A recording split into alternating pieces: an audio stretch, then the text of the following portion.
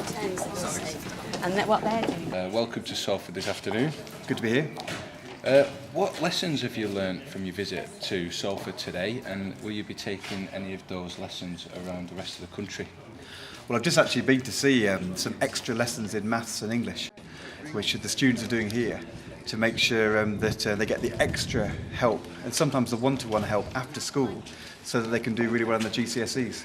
And this school is determined that as many pupils as can will get their maths and English GCSEs and get their grades up.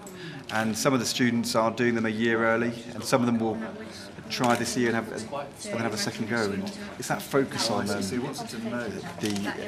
every child can succeed and giving them the extra help, which is really impressive. So I was keen to see it in action here and go back and report it back to my colleagues back in the department, because this is the kind of thing schools should be doing. What are your thoughts on the achievements over the last 4 years that have been seen here? Well, this school's been on a real journey, hasn't it? And it was in special measures a few years ago, facing some really big challenges. Results were very, very low.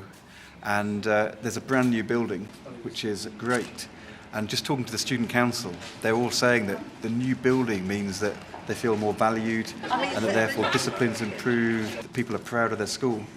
But the buildings only takes you so far. It's what actually is happening inside the classrooms which really matters. And there's a real focus on excellent teaching and being ambitious for the children, and that's obviously matched by the young people themselves. As I said, the school council are all excited about doing their exams and they want to get on, and that's great to see. So it seems to me this school's come on a massive long way just in a few years, and it's a real tribute to the head teacher, to the governors, but particularly the teachers and students.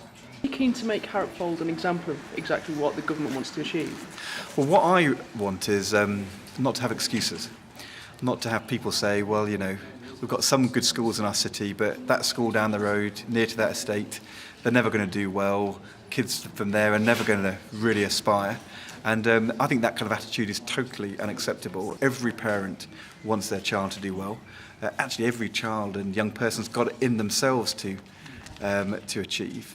And the schools which I think are the really great schools are the ones which show that sometimes in challenging circumstances you can turn things around and really raise standards. And so I'm always impressed when I go to a school which has come on leaps and bounds in a few years, and where the attitudes have changed and the young people are all saying, I'm ambitious for the future. School club, what's it called? School club. Young engineering. Young engineering. So are you going to be engineers? Wow. Oh my gosh.